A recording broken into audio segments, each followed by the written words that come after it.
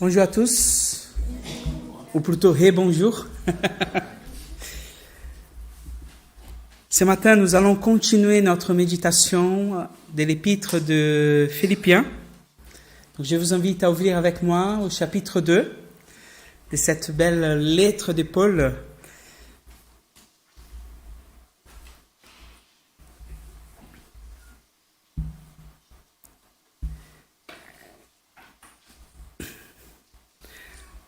Alors, nous allons lire du verset 1 jusqu'au verset 18.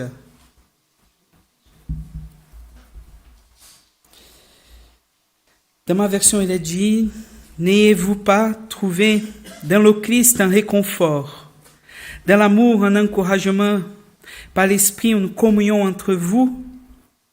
N'avez-vous pas de l'affection et de la bonté les uns pour les autres? Rendez donc ma joie complète, tendez à vivre en accord les uns avec les autres. Et pour cela, ayez le même amour, une même pensée, et tendez au même but.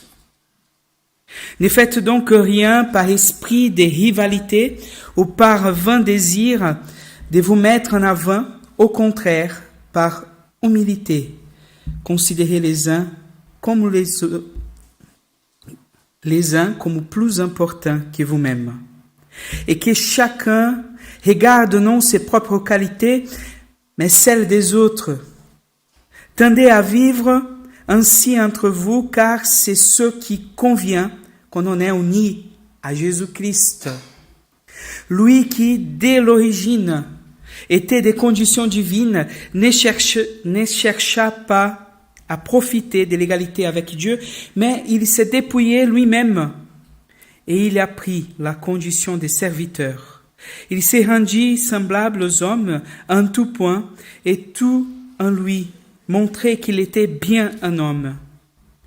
Il s'abaissa lui-même en devenant obéissant jusqu'à subir la mort, oui, la mort sur la croix. C'est pourquoi Dieu l'a enlevé à la plus haute place et lui a donné le nom qui est au-dessus de tout nom. Pour qu'au nom de Jésus, tout être s'agenouille dans les cieux et sur la terre et jusqu'à sous la terre. Et que chacun déclare Jésus-Christ est Seigneur à la gloire de Dieu le Père. Mes chers amis, vous avez toujours été obéissants, faites donc fructifier votre salut avec crainte et respect, non seulement quand je suis présent, mais bien plus maintenant que je suis absent. Car c'est Dieu lui-même qui agit en vous pour produire à la fois le vouloir et le faire, conformément à son projet plein d'amour. Faites tout sans vous plaindre et sans discuter, pour être irréprochables et purs, des enfants de Dieu sans tache au sein d'une humanité corrompue et perverse. Dans cette humanité, vous brillez comme des flambeaux dans le monde, emportant la parole de vie. Ainsi, lorsque viendra le jour du Christ, vous serez mon titre de gloire. La preuve que je n'aurai pas couru pour rien et que ma peine n'aura pas été inutile. Et même si je dois m'offrir comme une libation pour accompagner le sacrifice qui vous offre à Dieu, c'est-à-dire le service de votre foi, je m'en réjouis et je me réjouis avec vous tous. Vous aussi, de la même manière, réjouissez-vous et réjouissez-vous avec moi. Prions ensemble. Seigneur notre Père céleste, merci pour cette parole qui vient nous nourrir, nous exhorter, nous accompagner dans notre vie, dans le chemin que nous faisons avec le Christ. Et nous te demandons, Seigneur, que cette parole puisse nous changer. Touche notre cœur, touche notre vie. Enseignez-nous et donnez-nous, Seigneur, la capacité de mettre ta volonté en œuvre. C'est ma prière au nom de Jésus. Amen. Alors hier, nous avons une finale des Champions League. Moi, je suis un Brésilien, donc désolé, je vais citer le foot. Parce que finalement, je trouve que le football, c'est un bon exemple de ce que Paul est en train de dire. Je me rappelle quand j'étais jeune à l'église, tous les jeudis soirs, on avait des équipes, tout le monde venait, on jouait ensemble, on louait une salle et il avait plusieurs règles. On ne pouvait pas dire des gros mots, surtout quand le pasteur était là à côté. On ne pouvait pas être agressif, se mettre en colère, on devait être gentils les uns avec les autres, bref. Mais ce que j'ai trouvé intéressant, c'est que nous avions parmi nous un frère qui était arrivé au niveau professionnel, mais pour des raisons, il n'a pas pu continuer sa carrière. Il était excellent. Il prenait le ballon de la défense jusqu'à l'attaque. Il faisait le but tout seul. Il n'avait besoin de personne pour jouer. Alors, j'étais content quand j'étais dans son équipe, un peu moins quand j'étais à son adversaire. Mais une caractéristique de ce frère qui m'a beaucoup marqué, qui a marqué tout le monde, c'est que finalement, il était là pour servir. Il pouvait faire tout seul, mais il passait le ballon. Alors, je ne sais pas vous, mais les personnes qui ne passent pas trop le ballon, on n'a pas trop envie de passer le ballon pour ces personnes non plus. Mais dans le jeu, en quelque part, cette collectivité était importante. Et nous sommes dans une continuité où Paul commence, tout d'abord nous avons vu avec Alfred, à nous exhorter et à prier pour cette église en disant, mais tenez-vous dans l'amour, apprenez du Seigneur, mettez ça en place les uns avec les autres. On a compris à la fin du chapitre 1er que la situation était difficile, ils étaient au milieu d'une persécution et l'église, elle n'était pas forcément très unie. Il y avait des divisions, il y avait des gens qui partageaient l'évangile par envie, par ces envies de division, par orgueil en quelque part. Et aujourd'hui, on voit ce que Dieu souhaite et comment Dieu souhaite qu'on joue le jeu de la foi, qu'on vit notre vie en lui, qu'on vit notre vie communautaire. Je vais faire 3 remarques dans ce texte. On ne peut pas entrer dans tous les détails. Nous n'aurons pas le temps. Mais la première, c'est la clé de tout, finalement. C'est la clé de notre vie communautaire. C'est que le Seigneur nous invite à être dans l'humilité.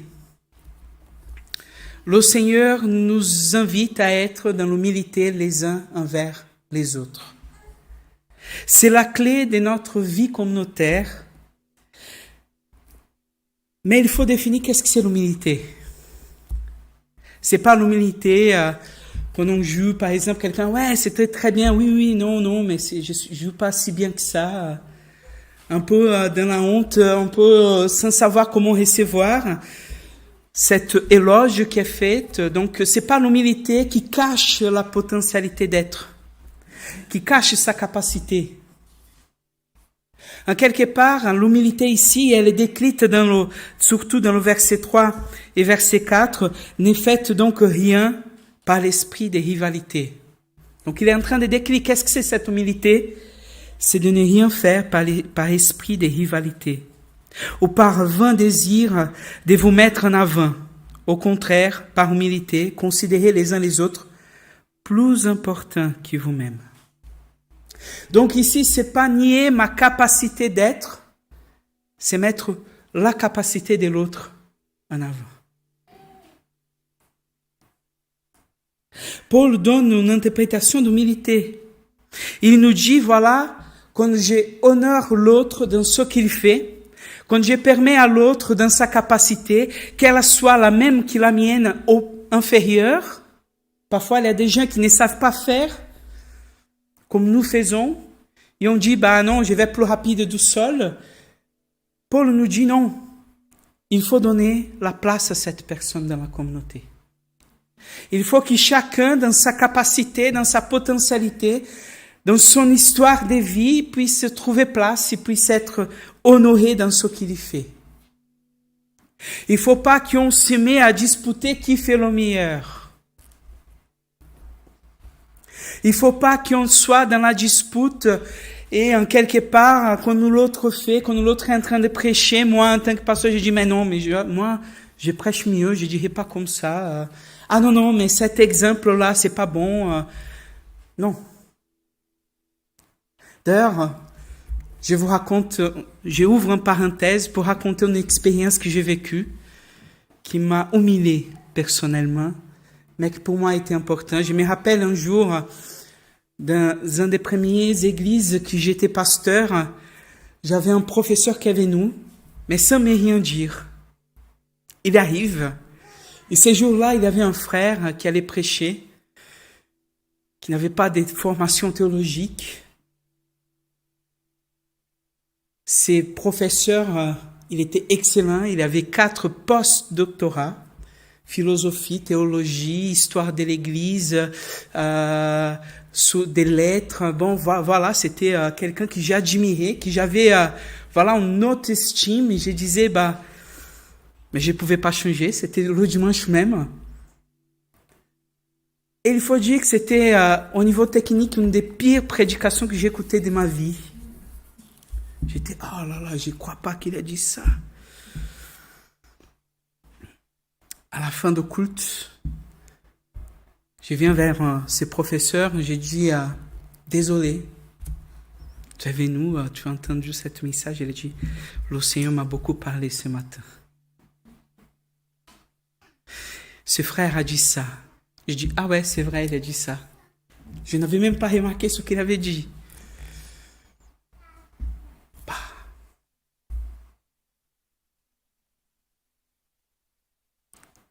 Franchement, j'ai honte de raconter cette histoire. Je ne sais pas pourquoi j'ai raconté.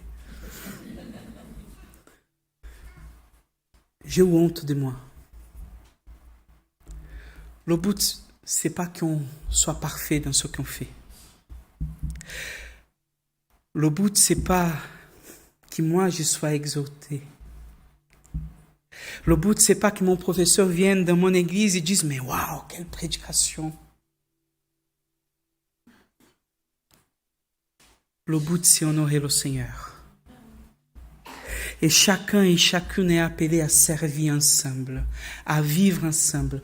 Le Seigneur nous invite à avoir l'humilité les uns pour les autres, à nous encourager mutuellement, à ne pas regarder les défauts, mais à regarder l'effort qui est donné.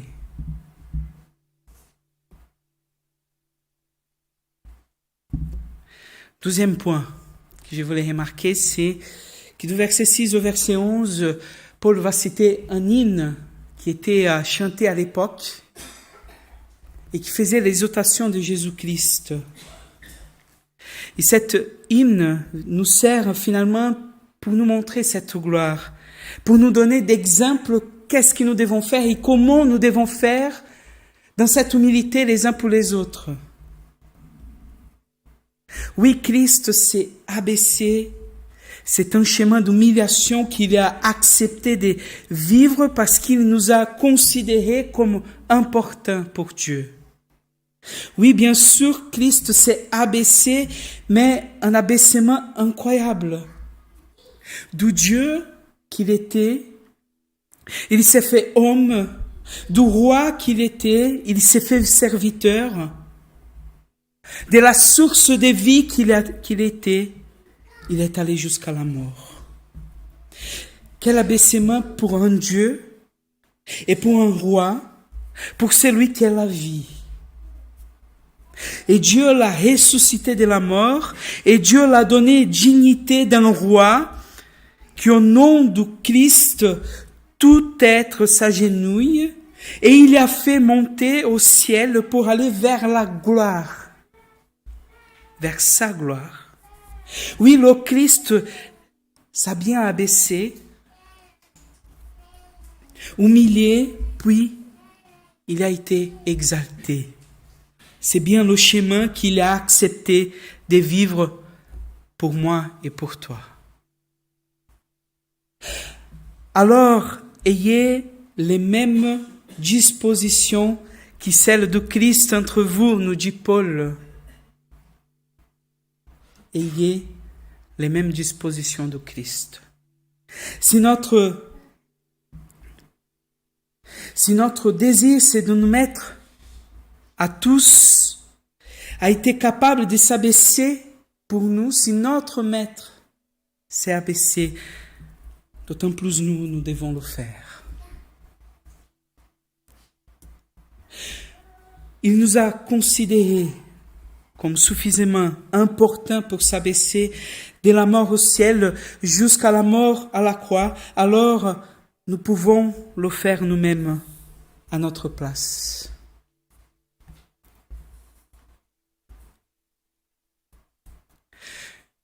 Et comme j'ai dit ici, le but de Christ, c'est pas de se dire, j'ai pas les qualités de Dieu. Christ n'est pas pour venir pour nous dire, non, ne me considérez pas comme le Christ. Au contraire, il a annoncé ce qu'il était, il savait ce qu'il était. Donc donner place à l'autre ne signifie pas que je ne suis plus ce que je suis. Et parfois on fait ça par peur de perdre notre propre identité, de peur que le fait de lever l'autre soit en quelque part la perte de ce que nous sommes nous-mêmes. Et ça c'est faux. Ça c'est faux. Au contraire, c'est quand je suis en train de lever l'autre que je suis pleinement dans ce que je suis. C'est quand je suis dans le fait d'élever l'autre, de m'humilier en quelque part, d'être dans cette humilité qui m'abaisse pour l'aider à se lever. J'ai un pédagogue qui m'a beaucoup marqué la vie quand j'ai lu ses écrits. Paulo Freire, je ne sais pas si vous avez entendu parler, c'est internationalement connu et c'est un homme, un grand intellectuel qui en même temps, il a fait un projet énorme. Il a alphabétisé, il a créé toute une méthode pour alphabétiser des adultes. Mais d'une façon qui en 3 mois, il savait lire et écrire. Et dans sa méthode, il disait, il faut qu'on parle le langage qu'il a. Il faut qu'on soit dans le langage qu'il comprenne. Je ne peux pas enseigner un enfant à écrire avec l'image d'une girafe si l'enfant n'a jamais vu et ne sait pas qu'est-ce que c'est une girafe. D'ailleurs, tous les enseignants savent que pour enseigner l'enfant, il faut que ça soit visuel, qu'il comprenne. On ne peut pas voir Dieu, on ne sait pas qui c'est Dieu, c'est un être spirituel, il s'est révélé à nous, mais c'est en Christ que nous avons la plénitude de cette révélation. Pourquoi? Parce que nous voyons Christ comme un être humain, un homme qui a vécu parmi nous, un homme qui a eu faim, un homme qui a souffert, un homme qui a passé pour toutes les phases existentielles que nous, en tant qu'êtres humains, nous passons. Dans l'image de Christ, nous sommes invités à prendre part de cette image, à la répliquer dans notre vie, à agir par mimétisme, à dire, je suis disciple de Christ, donc je dois agir comme le Christ, il ferait à ma place.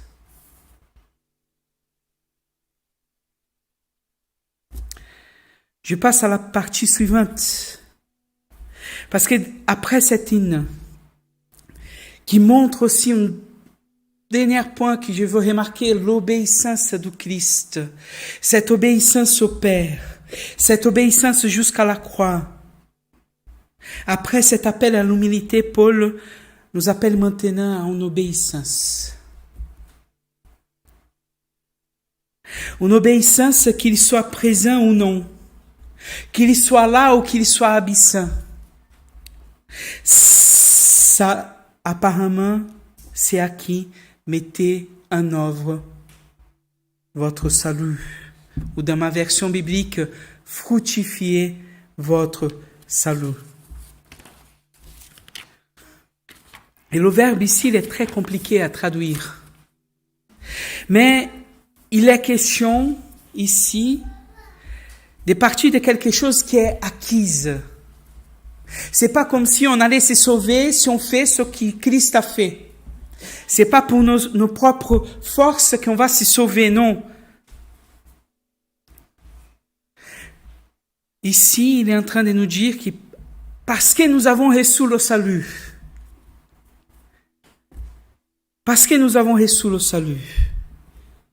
mettez-lui en œuvre. Parce que nous avons la capacité, faites-le. Parce que vous savez ce qui doit être fait, faites-le. Une fois sauvé, je dois vivre dans le salut que j'ai reçu. L'absence de Paul pourrait être démotivante dans cette œuvre que les frères en Philippe étaient en train de vivre. Paul, c'était le créateur, c'était leur maître, il les avait enseignés, il les avait encouragés, il les avait accompagnés, leur absence pourrait être mal vécue. Mais il leur rappelle que ce n'est pas Paul qui lui doit obéissance, mais c'est à Dieu lui-même l'obéissance, c'est à Dieu lui-même le vouloir et le faire. La volonté, l'obéissance, c'est pas à des hommes, mais c'est à Dieu lui-même. C'est Dieu qui nous appelle ce matin à vivre en humilité les uns avec les autres. L'absence de Paul ne doit pas changer leur action. Dieu a un plan du salut pour chacun et chacune.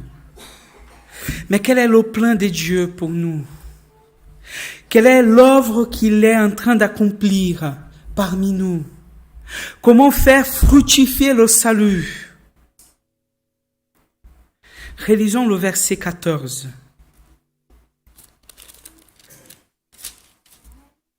Il nous dit, faites tout sans vous plaindre et sans discuter, pour être irréprochables et purs, des enfants de Dieu, sans tache, au sein d'une humanité corrompue et perverse. Dans cette humanité, vous brillez comme des flambeaux dans le monde, emportant la parole de vie.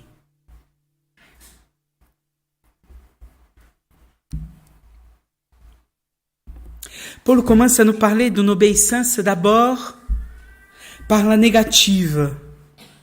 Et cela nous encourage certainement à repérer discrètement l'analogie biblique, celle du désert. C'est peuple qui a été libéré du Seigneur, les descendants d'Abraham, d'Isaac et de Jacob, peuple choisi qui a été délivré de l'esclavage en Égypte. Il ne les pas sauvés en vue de rien. Non, il les a pris pour être un peuple saint, pour être lumière des nations.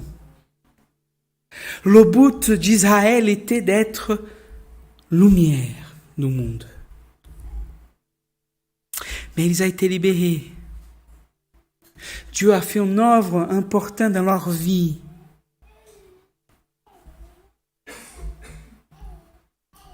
Pour cela, il les a donné une terre. Pour cela, il les a fait un peuple où Dieu habite parmi eux. Malheureusement, ils ont échoué. Ils ont maugré dans le désert. Ils ont discutaillé contre Dieu et contre Moïse. Ils n'ont pas obéi, ils ont raté leur vocation d'être lumière des nations pour la gloire de Dieu. Il a dû venir une autre génération pour pouvoir accomplir la volonté de Dieu. Mais c'est précisément cela que Paul nous appelle à faire dans la suite. Oui, d'achever ce que Christ a commencé à faire dans nos vies, à mettre en œuvre dans nos vies ce salut et être la continuité de l'œuvre de Christ en annonçant ce que Christ a fait, en rendant visible pour ceux et celles qui nous regardent, qui nous écoutent.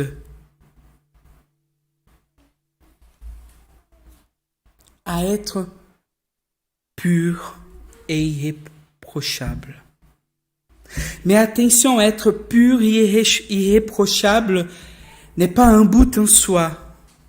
Tout comme la sainteté d'Israël n'était pas le but en soi. Pur et irréprochable pour briller, pour porter la parole de vie. Voici notre but, d'être témoin de l'évangile, pour que l'évangile se répand pour la gloire de Dieu. Nous sommes invités à porter cet évangile. D'ailleurs, c'est ce que Paul va dire dans le premier chapitre. Peu importe ce qui m'arrive à moi, peu importe si je suis vivant ou mort, si je suis emprisonné ou en liberté, peu importe si je suis en souffrance ou si je suis dans la pleine joie de la vie, peu importe, l'important c'est que l'évangile progresse.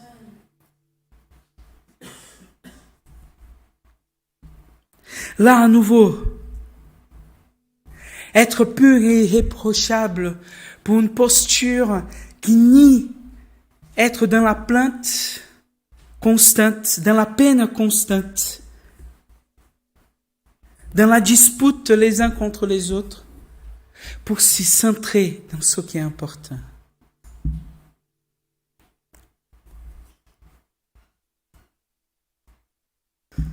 Il nous invite à faire le même. Je voulais finir pour vous demander quel est votre projet personnel.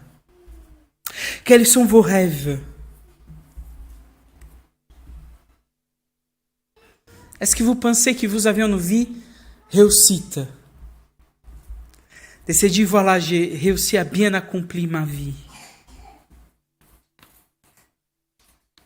Est-ce que vous avez vécu d'une forme pérenne ou est-ce que vous étiez dans le labeur constant de tous les jours? Dans vos relations d'église, dans notre relation d'église, est-ce que nous avons une église, un lieu pour nous nourrir, pour nous affermir, afin d'annoncer l'évangile? Ou est-ce que nous sommes là simplement pour consommer ce qui est fait?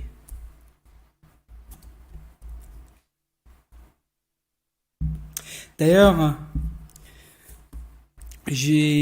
dans une émission de radio, à la fin des années 90, il y avait un pasteur qui répondait un peu les questions.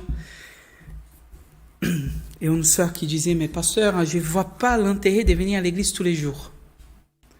Tous les dimanches, on est là, tous les dimanches, on entend la prédication, tous les dimanches, voilà, et finalement, je ne me rappelle pas ce que le pasteur a dit. Pourquoi venir tous les dimanches? Je me rappellerai toujours de cette réponse que j'ai trouvée formidable. Il a dit, qu'est-ce que tu as mangé hier à midi? Ah, moi, j'ai mangé ta et ta. Alors, venons dans un mois, le mois dernier. Qu'est-ce que tu as mangé le mois dernier? Dites-moi, qu'est-ce que vous avez mangé l'année dernière, dans cette même date? La personne dit, je ne sais pas. Est-ce que tu as envie? Elle dit oui. Donc si tu as envie, c'est parce que tu as mangé.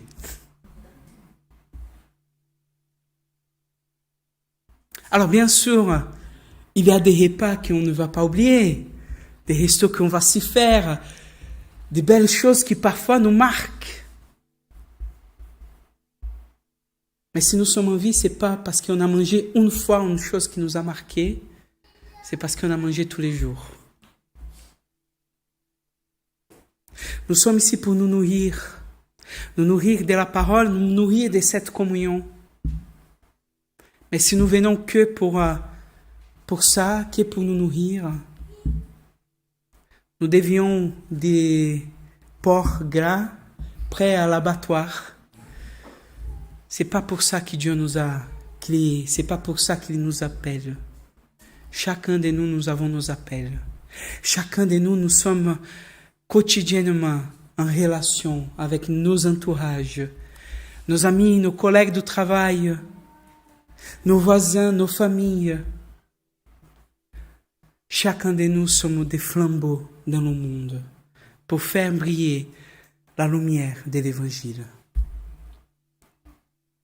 Le Seigneur nous invite à faire cela dans l'humilité, à l'image du Christ, sans nous reprocher et nous critiquer mutuellement, mais vraiment dans l'encouragement, dans ce qui s'y fait, en remerciant le Seigneur. Paul les invite à s'y réjouir. D'ailleurs, c'est Paul lui-même qui va dire, j'ai appris à me réjouir, que ça soit dans le beaucoup ou dans le petit. Apprenons à nous réjouir. Qu'on ait devant nous un Mozart, ou qu'on ait devant nous quelqu'un qui est en train d'apprendre à jouer le piano, qui donne tous ses efforts et qui rate les notes, mais qui est là en train de nous servir. Merci Seigneur. Angie?